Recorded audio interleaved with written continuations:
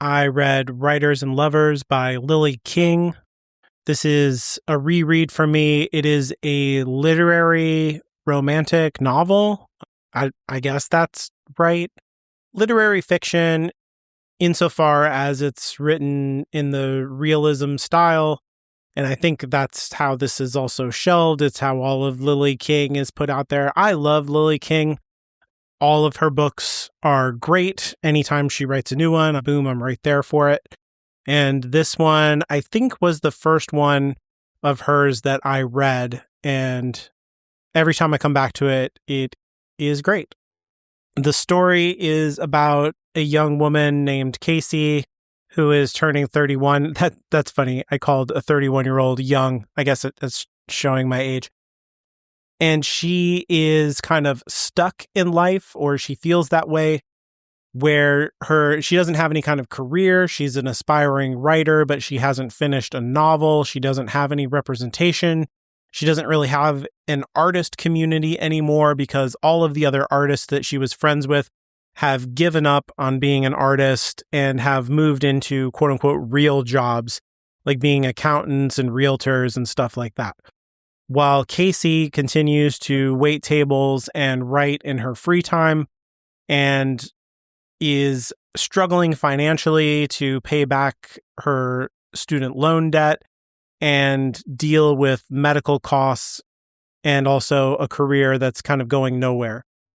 At the same time, because when it rains, it pours in life, you have a couple of men who fall in love with Casey and she has to choose between them. And both of these guys are writers just like her, and hence the title Writers and Lovers, and why I call it a romantic literary novel. I love how tough and smart Casey is. She is so dogged in her commitment to being an artist.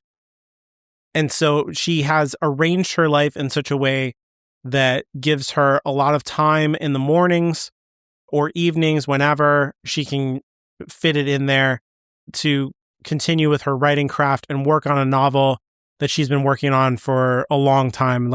I think 10 years, she says, maybe shorter. I can't totally remember, but a long time. And she wants the book to be as good as possible, but she doesn't want to show it to anybody. She's not part of any writers groups or in a post-grad writing program or anything like that because she can't afford it. All of her quote unquote free time either goes to writing or picking up shifts at the restaurant where she's a waitress. On top of all this other stuff that I mentioned, and this is super important, I don't know why I left it out, her mother has just recently died. And this, I think, is kind of the straw that broke the camel's back, although your mother dying is not a straw. It's just the extra amount of stress that I think brings her life to this turning point, creates this crisis, because there's no release valve anymore. Like I said, she doesn't have a community of other people that she can turn to. And she would always turn to her mother. Again and again in the story, things happen, good or bad. And she thinks about I could call mom and talk to her about this. And then she remembers that she's dead. And so the grief kind of wells up. And whatever it is that's going on, either if it's stressful, then that grief adds to the stress and makes the situation even worse for her. Or if it's a good thing that she wants to share, it kind of sours it and takes that goodness away, which again adds to the stress. And so she is being driven to this crisis point. All of this stuff is kind of internal. And so there's not a big plot-driven story happening here where, Casey has to pull off heists and whatnot to pay off her debt. What she has to do is find the path inside of her to commit to her dreams and find a way to live her life in a way that feels authentic to her while making a living from art. The book is set in the late 90s, and during that time in my life, I was also a waiter, and I was going home, and working on college stuff. And then in whatever spare time I had left after having 2 full-time jobs and going to school, or I guess not 2 full-time jobs. Like, let's be serious. I had a full-time job waiting tables. I had a part-time job asking for donations for the university I went to. And then I was a full-time student, which is like a full-time job. And so between all of that, I would also like squeeze in there writing 1,000 words a day of fiction, trying to be a novelist like Casey is. And so like I just really relate to this book, I guess. I just like immediately I was like, oh, Casey, like right there with you. I get it. And then she has this complicated romantic life on top of it. And that was really tricky to juggle too when I was at that point in my life. And so the book is like super relatable, I find. And Lily King is like so good about the way that she writes emotions and how she puts that into the character's body and how she describes the feeling of the emotions more than just saying the, like they feel love or they feel scared or they feel angry. She just like does really great descriptions of what that actually feels like in your body that draw you very, very close to all of her characters in her various books. And this would be like a great spot for me to have actual examples of what I'm talking about, but I don't have them because that's not how this podcast works. It's just off the top of my head. But I think a kind of example of this in the book that's more symbolic than literal is the way that she gets injured. I think she gets hit by a literal car, but it's not a big deal. She kind of like gets knocked off her bike a little bit and hurts her wrist. And this is what leads to her entire like medical bill catastrophe that invades her life about halfway through the book. And so the injury itself, I think, is kind of symbolic of the entire emotional reality of this, mounting crisis. She has a job that just doesn't pay very much money. It's not very secure. She has very little agency in her waiting tables job. So she shows up to work and her tables are going to be decided by the hostess who doesn't like her, who is unfair to her and favors other people. If she's working with people that she likes, she doesn't get very much done. But if she's working with people that she doesn't like, then she's able to concentrate on her tables more, but she's more unhappy while she's doing it. And so her tips are lower because she feels bad and then the tables can sense that from her, which is a real thing when you're a waiter. Like it feels very true to life, the way that she describes waiting tables.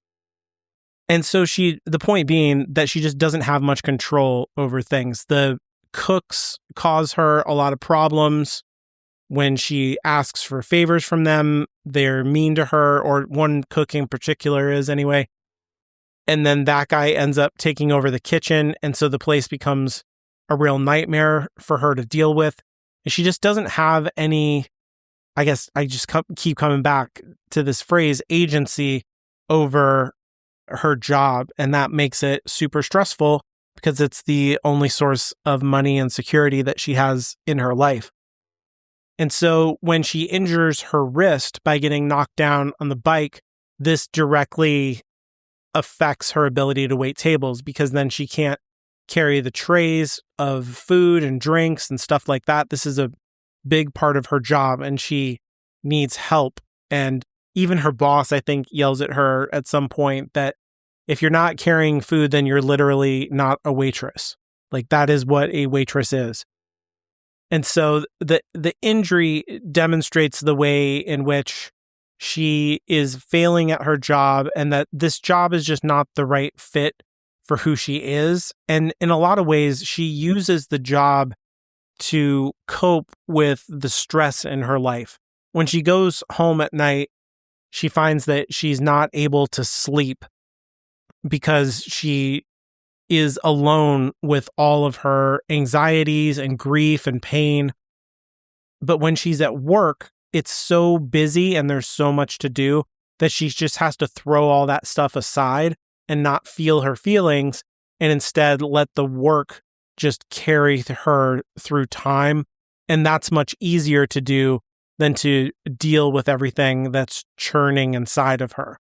And so because work is this kind of like emotional coping mechanism for her, eventually, the story requires her to kind of lose the job in order to escalate this internal crisis that's happening. So now she doesn't have that shield where she can run away from herself. She has to deal with this decision of how she's going to live her life. Is she ever going to finish this book? Is she going to turn it into somewhere to get published? What's going to happen? And so while she's waiting tables, she overhears a conversation from some people, and they mention a friend of hers, an old friend of hers who is a writer, and that this person is back in town, and they give her the phone number of this person, and she calls them up, and they get together and come to find out that she is a successful novelist and she's part of a writer's group, and she wants Casey to come to the group and kind of hang out and learn and make some connections, kind of network, and that's going to help her to jumpstart a career. But Casey can't, when she goes to the thing, it's like a debut for a local author and she can't afford the book. And so she just kind of hangs out and eats some food and ends up striking up a conversation with this guy, Silas, who's around the same age as her. He's also a writer and a really nice guy. There's like an instant kind of romantic connection between them. But Casey's really wary of this because she's just getting out of a relationship where she threw herself into the whole thing and it went really, really poorly with this guy who was much older than her, but who was secretly married and kind of using her as artistic muse. But at the same time, when she's with him, she can't get any work done. She can't concentrate on anything but the way that she feels about him and the way that her body feels around him. And so she's kind of like captured in this relationship in the same kind of way that like work is this coping mechanism for all of her anxieties. When she was with this guy, it was a way to offload all of her artistic impulses, and she just would throw herself into him in a really dysfunctional, unhealthy way. And the fact that he's older than her, I think, speaks to this relationship that sits in the background of the novel between her and her father.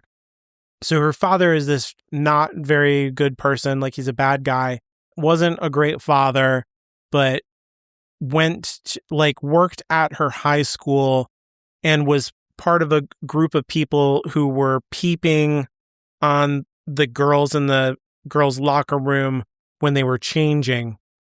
And, basically like staring at underage girls in high school, which is right next door to molesting them. And so when she finds out about this, she is appalled and she tells the authorities about it, and it ends up getting him fired from his job.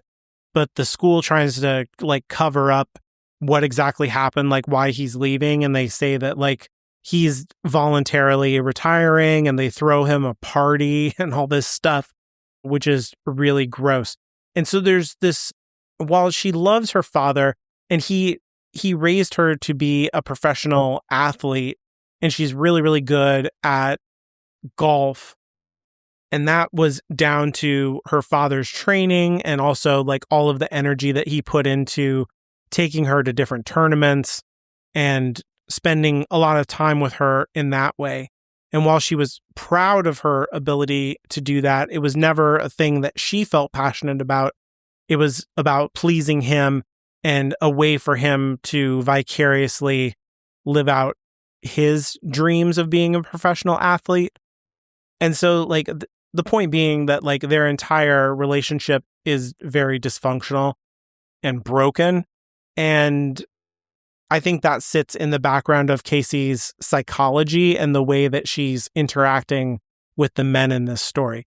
And so there's this relationship with this older man that she throws her art to the side, the same way that her father didn't approve of her being an artist, in order to please him and be with him and be accepted by him. But secretly, he's married and he's not fully committed to her. She's just like a toy to him. And that whole thing recreates a dysfunctional kind of relationship that she had, this, emotionally precarious relationship with her father. And so in her mind, she's not like aware of all this subconscious stuff that I'm bringing up, but I think it's there in the book. I think Lily King does a great job of like putting that stuff under the surface and not really calling attention to it, but it's part of like this very realistic psychological composition that Casey has. And so in her mind, she threw herself into this relationship. She did everything right. She was lied to and treated poorly. And so it's like she's very wary of getting into more relationships.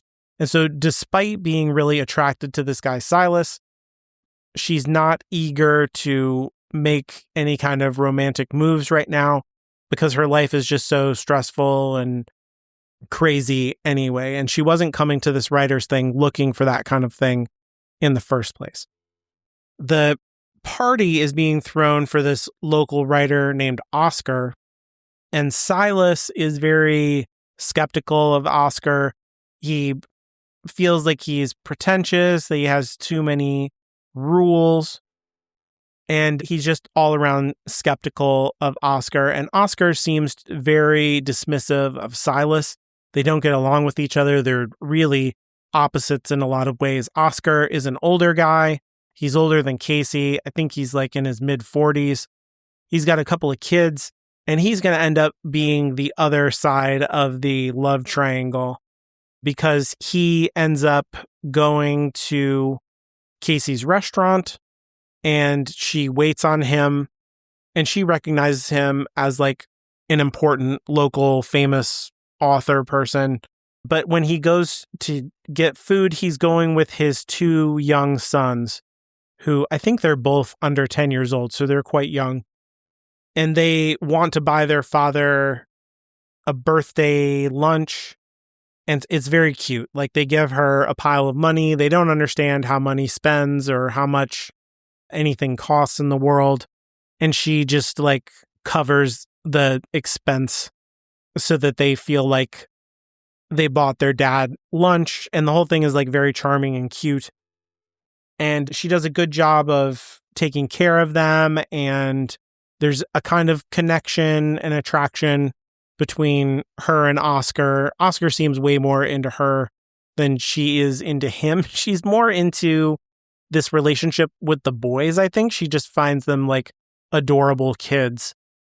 And she's also like going through this entire possible crisis of she's being like overanalyzed medically when she goes to get her wrist checked up, and she finds out that there's like health insurance at her waitress job, which she didn't know about.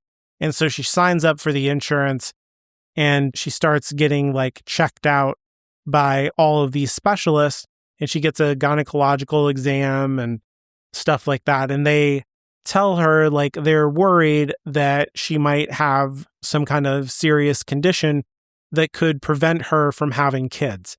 And I think with the death of her mother and her fraught relationship with her father, the question of like, will she ever have kids in the future, and her relationship with her parents is like hitting her really hard when she has these two cute kids in front of her. And so her feelings are a little bit more tender and sentimental than they might otherwise be. And that leads to her forming a very quick connection to them. And I think another part of that is also, like I said, the psychology around her relationship with her father. Like, Oscar is an older man. He's a father to these boys. His wife has recently passed away. And so there's that grief. that they kind of share in common, the way that she just lost her mother. The boys have lost their mother. And so she forms like a close emotional connection with the boys. And I think there's a kind of proxy connection that has something to do with like her relationship with her father, with Oscar. And in a lot of ways, like Oscar is a foil to her, I think. He still has his mother. His relationship with her is weird, but he calls her all the time. He talks to her all the time, which she's not able to do, but he's also oblivious of all the ways that he hurts her. He's manipulative a lot of times, but not like in a super sinister way, just in a like shitty, like bad boyfriend way. He just doesn't try hard enough, I think. I really don't like Oscar for Casey, but I get why she goes like through all of the relationship with him.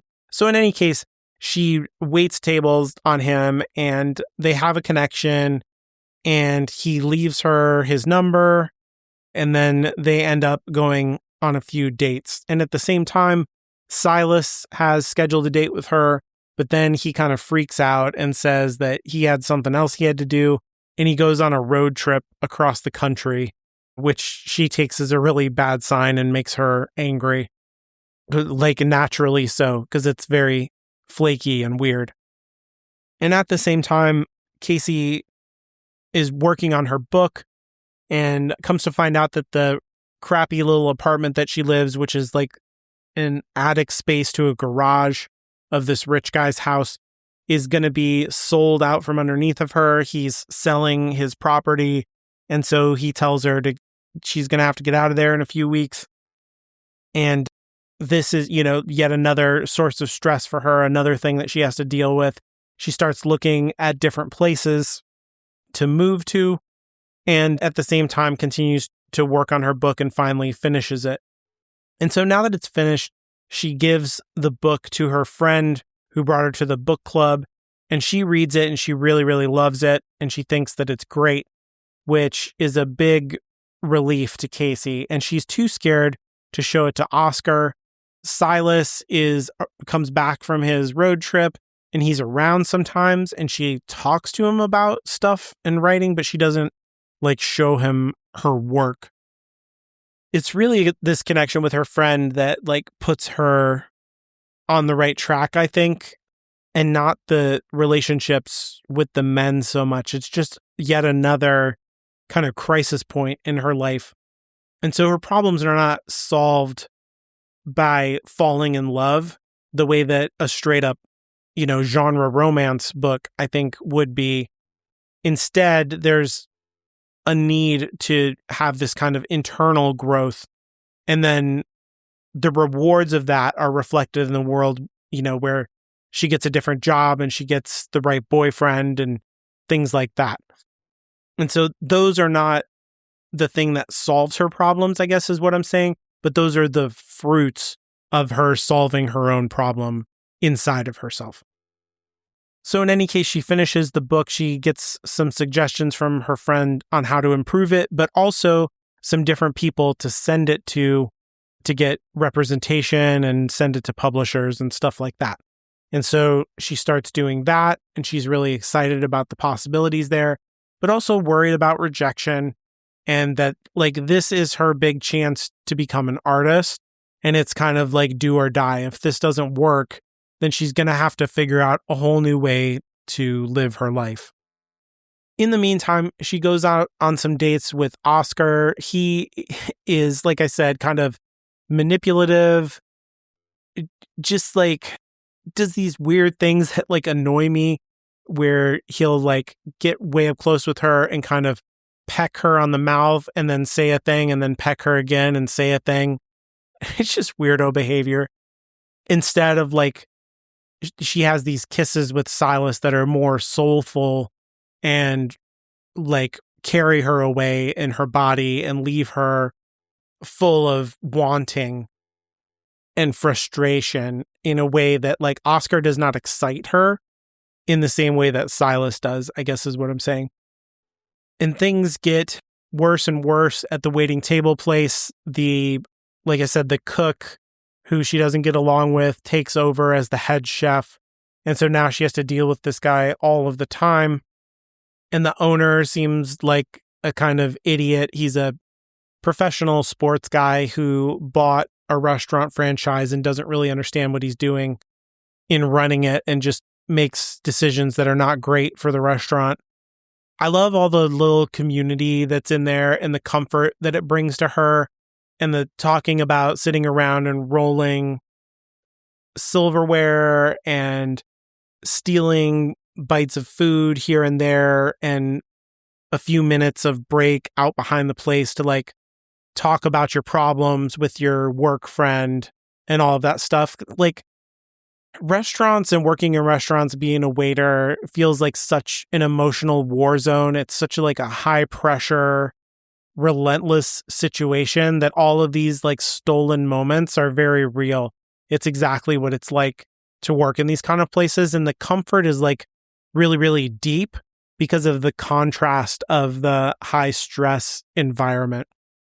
And she captures that really beautifully throughout the book, but especially as the internal pressure for Casey mounts, I think those parts of the book are even more poignant.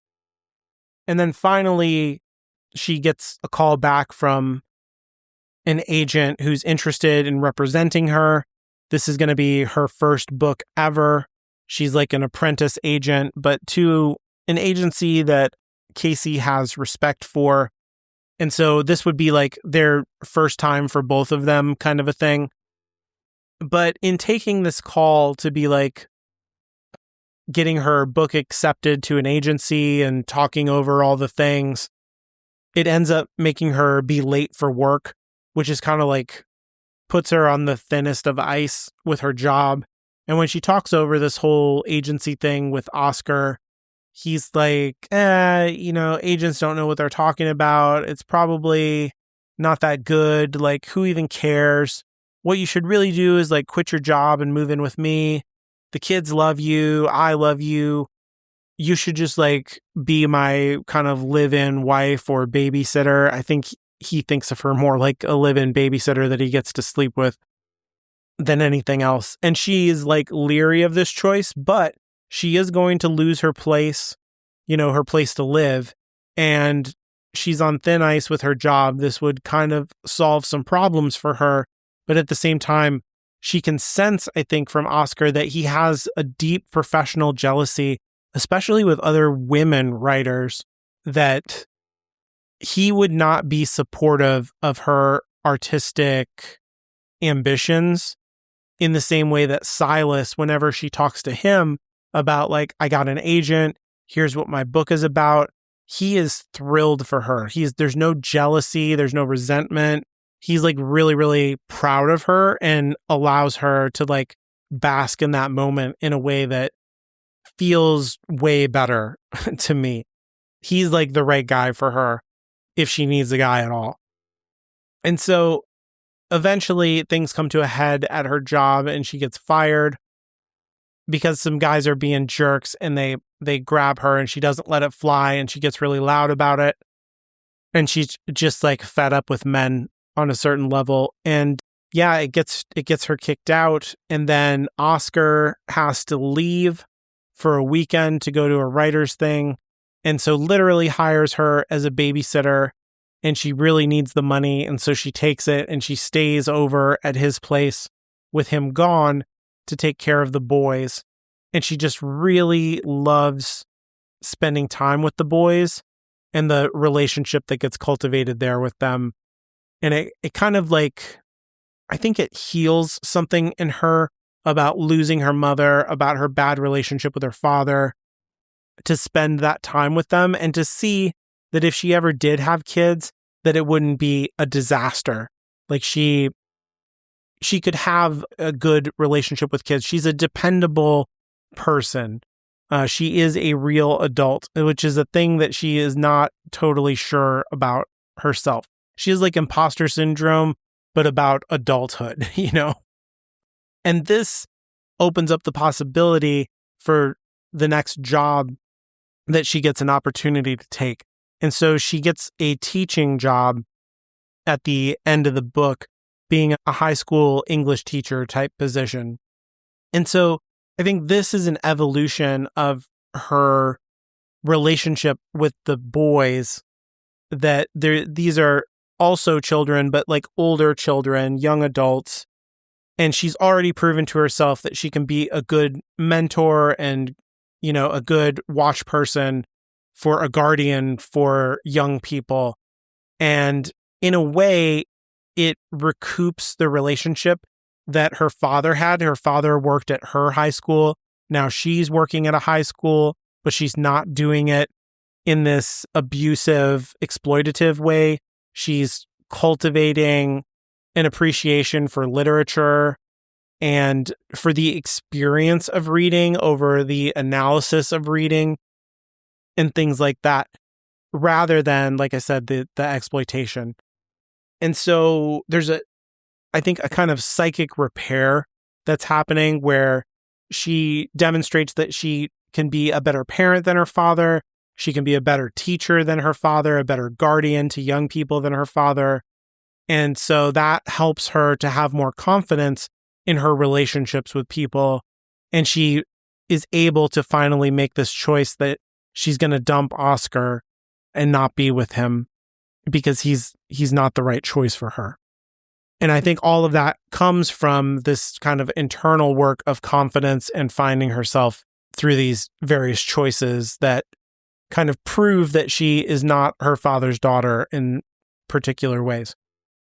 And then while she's at the school, she gets the phone call from her agent that her book has entered into a big bidding war and that her money troubles are going to be over. She's going to have more than enough money to get her own place, to pay off all of her student loans, and, have some money socked aside besides that, and probably a book contract for yet another novel, which she's already started work on. And so her career as an artist seems like it's finally taking root.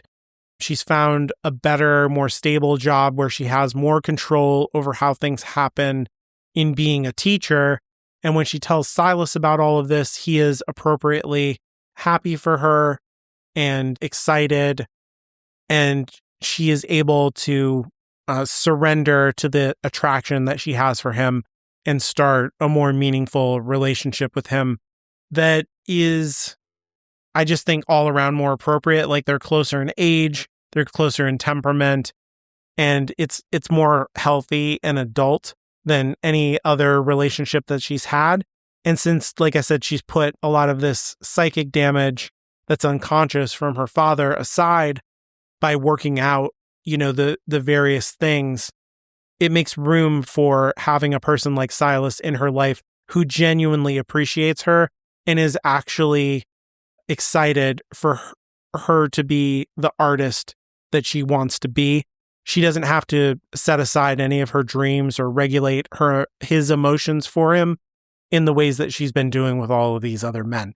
And so, it's a really happy ending. She gets to have, all of her debts paid off, a career that she wanted, and a great guy, is kind of frosting on the cake. He doesn't solve the problems. He's just the reward for her solving her own problems. And so the ending, feels really, really terrific after so much of the book is, so weighty and really, like I said, putting the emotions in your body of all of the anxiety and worry and trouble that Casey is feeling the whole book. Just that contrast of putting the triumph and happiness and love into her body too at the end, in exactly the same way that all the bad emotions were felt in the body, the good emotions are felt too. And it makes it feel really, really good. So it's a great emotional climax in a really satisfying way. And that's kind of Lily King always delivers that in her books, the strong emotional punches that feel so proximate because of how she ties it to the living bodies of her characters. She just really has a talent for that. So this book is kind of tied to another Lily King book that I think I'll read after this, which is her latest novel as of the time of this recording, called Heart the Lover. And I've only read that book once because it came out last year, but it is related to this book, and I want to reread it now that I've just read this book and see what all of the connections are. So that will be the next thing that I end up talking about.